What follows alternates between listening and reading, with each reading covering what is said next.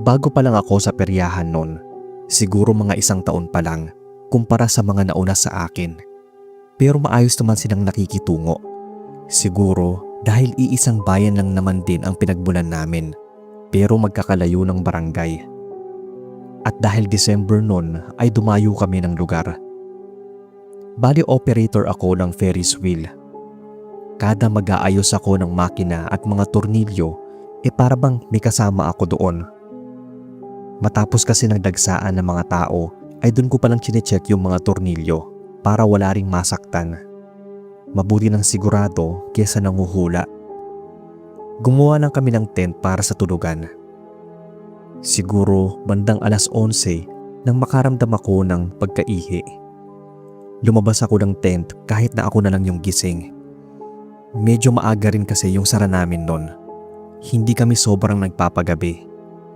May mga ilaw naman kaya safe. Dahil inaantok pa akong lumabas ng tent namin, hindi ko agad napansin yung lalaking nakatayo malapit sa Ferris wheel. Tuloy-tuloy lang kasi ako sa paglalakad dahil baka sumabog na yung pantog ko. Kinikilig pa nga ako nung sa wakas nakapagbawas na. Nang mas magising na yung diwa ko, pagbalik ko sa tent, doon ko napansin na may lalaki ang nakatayo.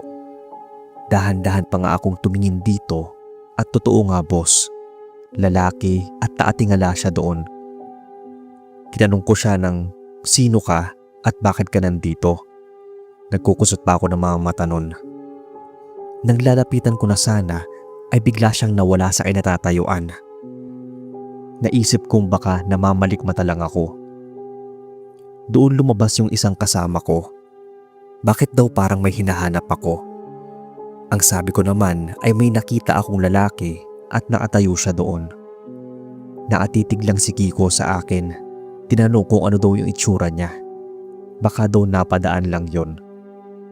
Imposible ka akong napadaan dahil anong oras na rin. Dagdag ko dito ay may kapayatan siya at medyo matangkad. Biglang natahimik si Kiko at niyaya na lang niya akong matulog ulit. Dahil gabi pa, bukas ko na lang siya iisipin, sabi ko. Kinabukasan nun, binalikan ko yung kinatatayuan ng lalaki nang nakita ko kagabi. Tumayo din ako doon tapos tumingala rin. Sa taas ng Ferris wheel pala siya nakatingin pero nagtataka ako kung bakit at sino kaya siya. Kung bakit gabing-gabi na ay nasa loob pa siya. Gabi-gabi naman Boss Bob ay maraming tao. Siguro dahil minsan lang ito sa 1 taon kaya sinusulit din nila. Binanggit ko rin yung lalaki na nakita ko nga kagabi sa mga nakasabayan kong kumain. Wala silang sinabi sa akin. Si Kiko naman ang sabi niya, baka raw inaantok ba kasi ako nang umihi kaya akala ko ay may tao. Pero alam kong sigurado ako sa nakitang tao talaga yon. Sumingit naman yung isang kasamahan naming si Menard. Baka daw hindi tao yon, kundi multo. Tas nagtawanan yung mga ugok. Umalis ako doon at nagpunta ng kusina. Nagluto na lang ako ng ulam at kakainin. Naghihiwa ako ng mga gulay noon nang parang may dumaan sa gilid ng mga mata ko. Kaya dumungaw pa ako sa labas. Pero wala namang ibang tao. Ang sabi ko, baka guni-guni ko lang, kaya ipinagpatuloy ko ang pagluluto. Siguro, dala na lang din ng gutom at puyat. Matapos maabagluto, ay nagkainan na kami para maayos na rin yung mga rides at mga palaro. Ako nga ang naatoka sa Ferris wheel, kaya kinailangan na maayos yung mga tornilyo. Mahirap na at baka may mangyaring hindi inaasahan. Makalipas ang ilang oras ay inaayos ko na yung mga maluluwag na tornilyo. Mabuti at nakaugalian ko rin ayusin o i-double check yung mga bahagi nito kahit pa yung mga upuan. Nang matapos ay para akong namalikmata, Boss Bob. Akala ko kasi ay may nakaupo sa Ferris wheel kaya nagdalawang beses pa akong tingin doon. Ipinili ko rin yung ulo ko pero wala naman. Ang init din kasi kaya medyo nahilo ako. Nagpasya muna akong bumaba para uminom ng tubig. Baka mahulog pa ako. Mabilis tumakbo ang oras. 6:00 na ng gabi. Mga 2 PM kasi kami nagbubukas. Naroon ako sa may Ferris wheel para magbantay ng mga sasakay. Inalalayan ko pa yung mga sumasakay. Punuan kasi kami kung paanda rin yun. Sakto yung huling sasakay yung magkasintahan pa. Iginaya ko pa sila sa loob at pinaalalahanan na umupo ng maayos para hindi mahulog. Sinara ko na yung pinto. Tapos sumenyas ako sa baba para paanda rin na.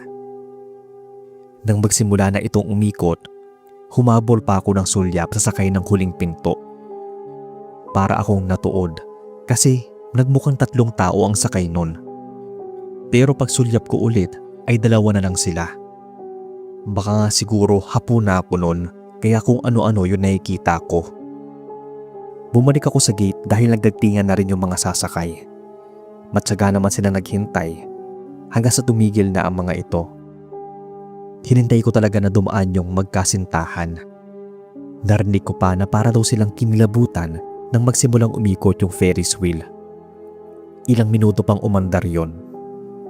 Nagmatapos ay wala naman akong narinig sa iba na nagbabaan. Tanging sa naunang magkasintahan lang talaga. Naisip ko na baka hindi ako namamalikmata. Di kaya talagang 3 sila kaninang sakay nun. Habang nagtatagal ako kasama sila ay para bang may kakaiba dito sa perya. Pakiramdam ko ay may kasama pa aming iba. Ayoko naman nang magtanong-tanong. Baka sabihin kung ano-ano na lang yung naiisip ko kada araw. Nung gabing yun, mabilis na nawala ng pasahero sa Ferris wheel. Nandun na sa mga games. Kaya inayos ko na yung mga upuan. Tapos hanggang sa nag-uwian na yung ilan. Wala nang sumakay pa, kaya nagdesisyon na kaming patayin na ito. Nauna na akong pumasok ng tent. Total ay nagsasara na yung perya. Nagpalit pa ako ng damit, tapos nahiga na agad. Tumagalid ako dahil antok na kasi ako, boss. Narinig ko makalipas na ilang minuto lang na may pumasok. Maririnig mo talaga na may naglalakad kasi nga may sapin din sa sahig. Huhubarin mo kasi yung tsinelas sa labas. Buong akala ko kasamahan ko rin. Kaya nagtanong ako dito kung tapos na sila.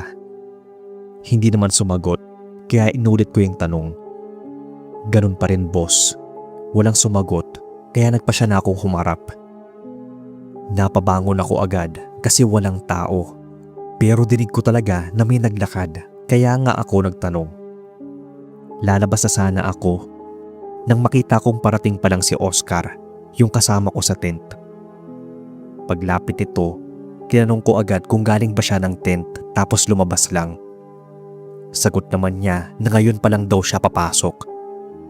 Nagtayuan ang mga balahibo ko sa batok at braso. Tinanong niya kung bakit daw ba.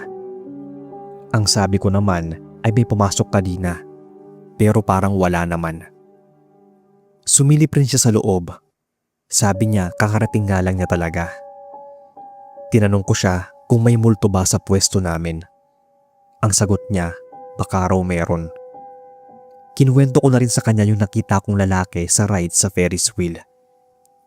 Doon nito nabanggit yung isang lalaki na dati raw nilang kasama. Nahulog daw ito sa Ferris wheel habang nag-ooperate. Baka ito rin daw yung nakikita niyang multo. Ang sabi ko, parang hindi na bago sa kanila. Ibig sabihin, nagmumulto yung namatay nilang kasamahan at yun yung nakita ko sa rides. At malamang siya rin yung narinig ko kaninang naglalakad sa loob ng tent. Sanay na nga raw sila.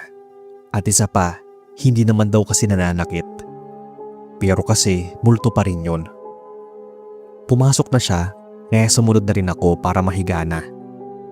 Hindi ako agad nakatulog dahil sa nalaman ko. Paano na lang kasi kung bigla akong tabihan o kaya takutin ng multong yon. Sana ay wag naman. Kahit papaano ay may takot pa rin naman ako sa mga kababalaghan.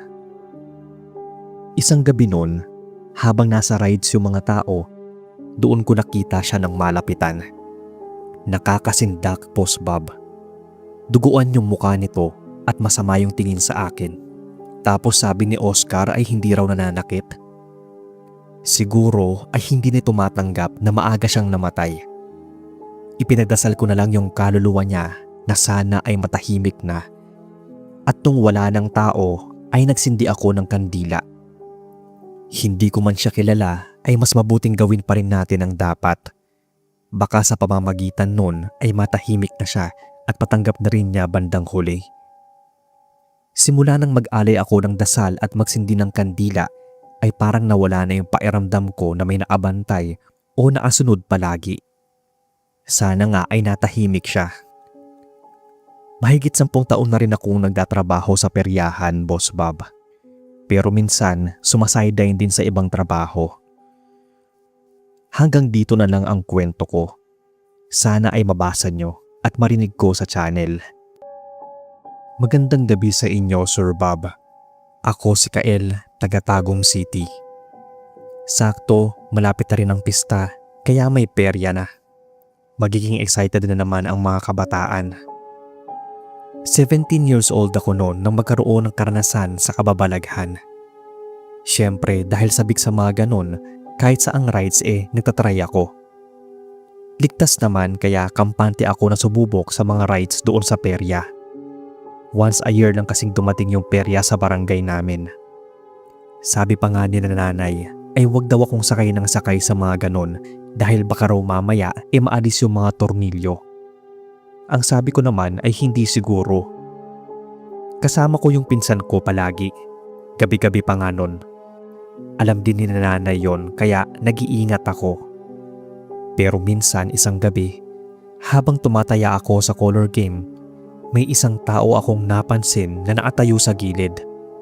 Akala ko peryante lang, kaya sige sumisigaw pa ako. Pero nang mawala siya doon, hinanap ko. Sa tingin ko, mga kasing edad ko lang yon. Parang pansin ko na babae siya, Sir Bob. Kinalabit ko yung pinsan kong si Tomas. Tinuro ko, kaso bigla nga yun nawala. Di tuloy lang sa paglalaro. Matapos yon, niyaya niya akong mag-Ferris wheel. Tumingala muna ako. Ang sabi ko pa nga, may kataasan. Sa lahat kasi ng rides, dito ako takot. Kasi bukod sa mataas nakakatakot dahil mabagal siyang umandar. Pinipilit ako ni Tomas noon. Ang sabi ko sa susunod na lang. Para kasing naduduwag ako kapag tinitingnan ko yung Ferris wheel. Pinagtatawanan nga ako nito at sinabing naduduwag lang daw ako kaya nagdadahilan ako sa kanya. Totoo rin naman. Sa lahat ng rides, itong Ferris wheel ang pinakaayaw kong sakyan. Sabi-sabi kasi ng ilan delikado raw ang sumakay doon, lalo na at baka hindi nakaayos ang mga tornilyo nito.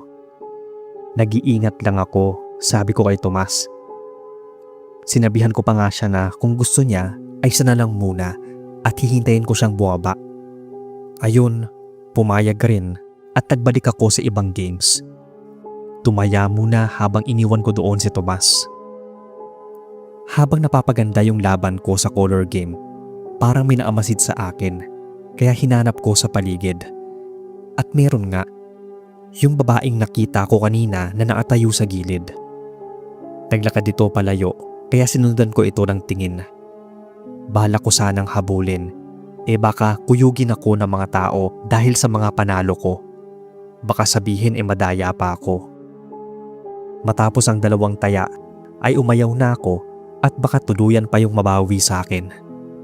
Lumapit naman ako sa ibang games at nakita ko na marami nagkukumpulan sa isang palaro.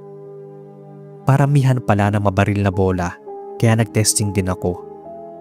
Swerte sa unang tira, pero hanggang sa masimot ko lahat yon, talo bandang huli. Babalikan ko na sana si Tomas nang nagawi yung mga mata ko sa isang puno malapit sa kubo ng mga peryante.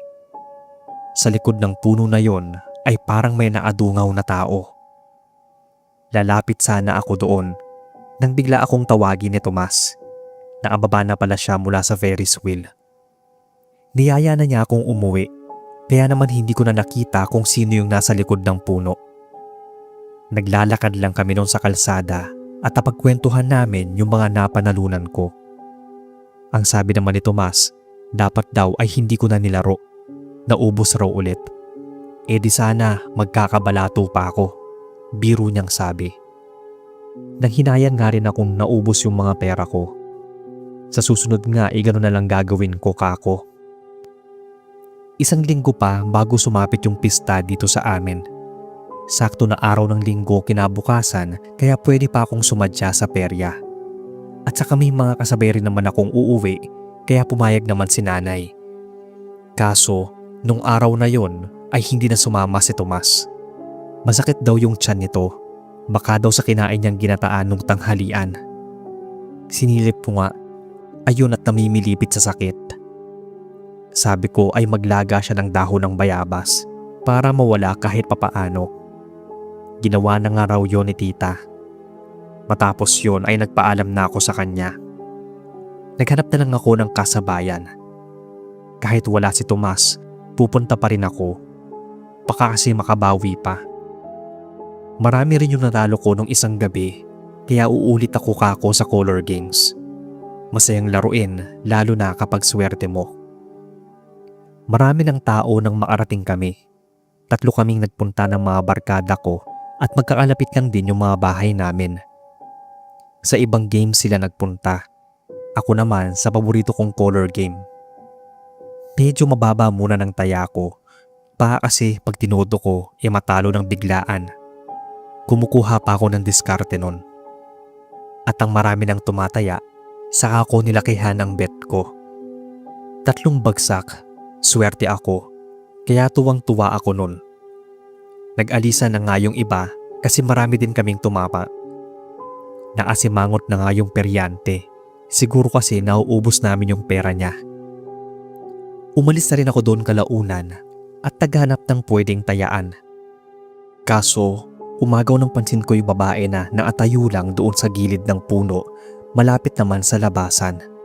Naatayo siya roon. Kulay putik yung suot niya na damit. Hindi ko alam kung natural lang yung kulay na yon o sinadya. Ilang gabi ko na rin siyang napapansin dito. Naisip ko na baka kasama siya dito sa perya tapos nagbabantay sa mga pumapasok. Pero bakit parang may kakaiba sa kanya? Parang di rin niya pinapansin yung mga taong dumadaan. Para bang hindi siya nakikita. Nanlaki yung mga mata ko nung tumagos yung batang lalaki na may hawak na espada sa kanya. Para akong namutla nun at danlamig ang buong katawan.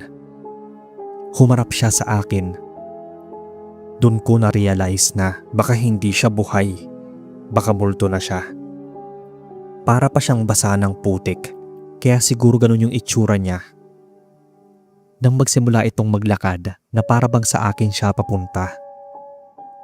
Hinanap ko yung 2 kong kasama pero hindi ko makita sa dami ng mga tao.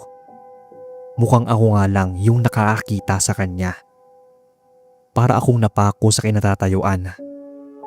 At nang maabawi sa pagkabigla ay nagtatakbo ako paalis sa kinatatayuan ko. Nakita ko yung 2 na nagtatawanan pa. Basta ko na lang silang hinila paalis kahit na ayaw pang umuwi ng mga to. Nang maalayo na kami sa peryahan, binitawan ko na yung 2. Bakit daw ba naglalaro pa sila? Pagalit nilang sabi sa akin, Sir Bob. Nanalo pala kaya ganun yung reaksyon nila. Ang sabi ko, para ka akong nakakita ako ng multo at ako ang lalapitan nun. Natatawa pa silang 2. Anong multo daw? Nagpapaniwala daw ako sa mga ganon. Sinabihan ko silang kung gusto nilang bumalik, di bumalik sila para ako na lang ang uuwi. Pero hindi pa man kami nakakalayo. Nakita kong parang may namuong sunog sa perya. Kaya nagkatinginan kaming 3. Mabuti at umalis na raw kami agad doon. Kung hindi ay baka mapasama kami sa mga taong nagkaagulo doon para lang makatakas. Baka ending masaktan pa kami. Awa naman ng Diyos ay naapula ang apoy kahit medyo malaki na ito at wala namang nabawian ng buhay. Pero naisip ko rin, hindi kaya pinaalis ako ng multo o tinakot para siguro makaiwas sa paparating na aksidente? Hindi ko lang alam, pero magkahalong takot at pasasalamat yung naramdaman ko nung mga oras na yon. Hanggang dito na lang ang kwento ko, Sir Bob. Mga 16 years ago na rin nang mangyari to, pero tanda ko pa rin ang mga kaganapan. Magandang gabi, Sir Bob. Ako si Karina. Gusto ko nang ikwento itong nakakatakot na aranasan ko sa isang perya na dumayo dito sa lugar namin. Bali, nangyari to maraming taon nang nakaraan. 16 years old pa lang ako noon. Taga Bulacan ako at hindi ko akalain na makakaranas ako ng mga napapanood ko lang sa TV noon. Bali, may perya sa kabilang barangay. Niyaya ako ni Lucy kasi mahilig kaming pareho sa ganon. Ang alam ko sa mga peryahan ay may mga horror houses. Tapos narinig ko pa sa ibang mga nagpuntahan na may kubul daw doon. Tapos kapag pumasok ka, may malaking salamin. Doon mo raw makikita yung magiging kapalaran mo. So na-excite ako noon, Sir Bob, kasi baka makita ko yung future ko na mayaman na. Kaya isang gabi, niyaya ako ni Lucy. Pero syempre, nagpaalam din ako kina mama at papa. Sabado naman yon at walang pasok. Ang saya ko lang noon nung pinayagan nila ako, kaya agad ako nagbihis. Sumakay kami ng tricycle kasi medyo malayo yon, kabilang barangay pa kasi. Sabi pa nga ni Lucy, baka daw kasi bukas ay hindi na kami maapunta dahil linggo at may pasok na kinabukasan. Dapat pala Biyernes ng gabi at Sabado para masaya. Sinabi kong next time, ganun na lang yung gagawin namin. Pagdating namin doon, ang ganda nga. Namangha ako sa mga roller coasters, Ferris wheel, carousel at marami pang iba. May kalakihan yung peryahan. Hinanap ko yung horror house pero wala pala. Sabi ni Lucy, doon daw kami sa may binabaril na manika. Ang sabi ko, sige. Pagdating namin doon ay sumali ako. Kaso malas, wala akong tinamaan ni isa. Samantalang si Lucy ay nakaisa naman. Tuwang-tuwa siya tapos ako ay nakasimangot kasi wala akong manika. Niyaya ko siyang sumakay sa mga rides. Ang sabi niya, babalik daw siya doon para daw ibigay sa akin kapag may natamaan pa siyang isa. Natuwa naman ako noon at sabi, hihintayin ko na lang siya doon. Umalis na siya. Naghanap naman ako ng mauupuan at ilang minuto akong naroon. Hanggang sa may nakita akong duyan at doon ako naupo. Kaso, nagulat ako dahil may isang binatilyong lumapit sa akin. Gwapo siya at may hawak na doll. Binigay niya sa akin yon kahit na hindi ko siya kilala. Nakita kasi kita kanina, hindi ka nakatama, kaya ayan, para sa'yo. Sabi niya, Sir Bob. Nag-alangan pa nga ako nung una dahil nga hindi ko naman siya kilala. Ang sabi niya, isa raw siya sa mga nagtatrabaho sa perya. Kaya ayon. Kinuha ko na rin, tapos nagpakilala siya. Marlon yung pangalan niya. At doon siya naka-assign sa kubol ng kapalaran. Doon sa may salamin na sinasabing makikita mo yung hinaharap mo kapag tumingin ka sa malaking salamin. Marami kaming napagkwentuhan kaya feeling close ako agad. Hanggang sa marinig ko yung boses ni Lucy kaya napalingon ako sa kanya. May dala na siyang napanalunan na doll. Tumakbo pa nga papalapit sa akin. Nagulat siya kasi may hawak rin akong isa. Tanong niya, saan galing ito at naglaro ba ako? Ang sabi ko, hindi.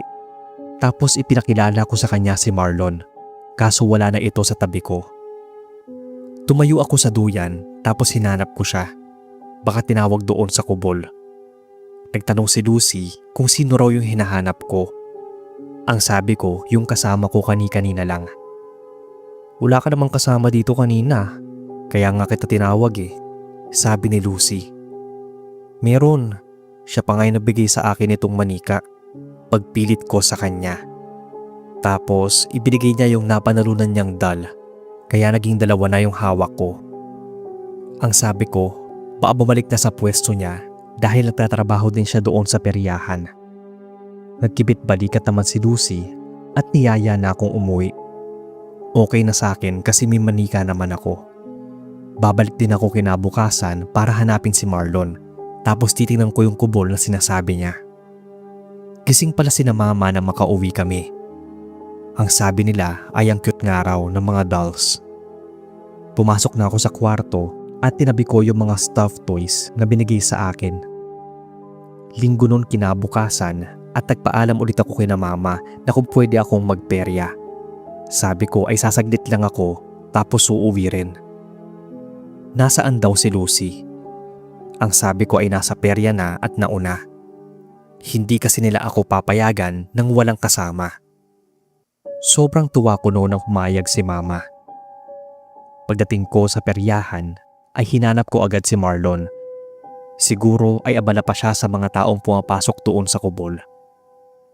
Naghanap muna ako ng mga games na pwede kong mapuntahan. Nakita ko yung color game kaya doon muna nagstay. Natatawa pa nga ako at tumitili kapag nananalo kasi bumabagsak sa kulay ko. Pansin kong napapakamot pa nga yung nagpapalaro kasi napakaingay ko doon. Natutuwa kasi ako kapag nananalo.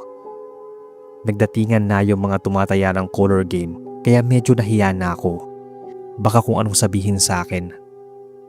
Natapos na akong maglaro doon at sinubukang hanapin si Marlon pero hindi ko na siya nakita. Dahil wala naman akong kasama doon at hindi ko rin naman inaya si Lucy ay umuwi na lang ako. Sakto na may pandagdag akong baon kinabukasan. Kaya naman nagulat sina mama dahil ang swerte ko raw na nanalo ako sa laro. Natulog na lang ako para maaga kinabukasan. Sasabihin ko rin kay Lucy na nagpunta ako ng perya. Lunes hanggang Biyernes tutok yung isipan ko sa eskwela. At matapos nga ng study week ay tuwang-tuwa ako dahil makakapagperya na ulit. Kaso itong si Lucy, wala daw sa mood. Kaya ako na lang ulit ang nagpunta. May mga kasama naman ako kaya pumayag sila. Pagdating namin doon, nakita ko agad si Marlon. Naangiti pa nga siya, kaya lumapit ako. Niyaya niya ako sa kubol dahil marami na raw tao doon. Pagdating namin doon, namangha ako dahil ang laki pala nun. Kaso bakit parang walang ibang tao? Kaming dalawa lang. Sabi niya, ako daw kasi talaga ang gusto niyang paunahin sa loob. Tumingin ako sa kanya at may kakaiba siyang ngisi. O siguro baka namali lang ako ng tingin. Di na rin daw kailangan ng ticket kasi sagot na raw niya ako. Ako naman itong excited pumasok. Naghahanap ako ng mga tao na papasok pero sabi niya mamaya pa raw ang dagsa nila. Hinintay niya ako. Malas ko naman at hindi ko nasabi sa mga kasama ko na pupunta ako sa kubol ng pangarap. Mukha namang masaya doon. Pero nagpatuloy pa rin ako. Pinapasok na niya ako sa loob, Sir Bob.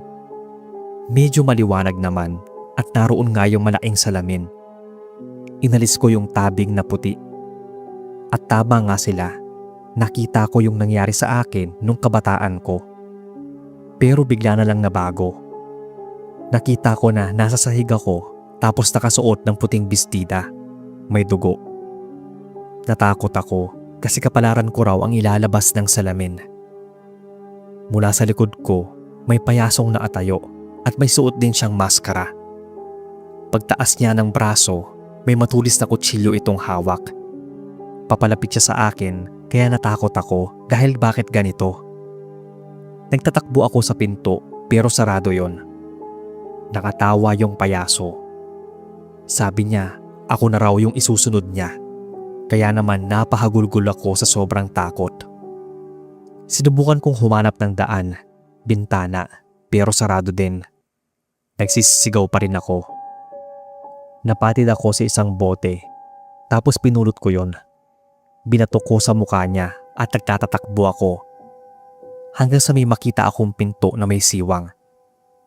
Tinawag ako ng payaso. Basta nakakatakot yung boses niya, sir, na parang halimaw.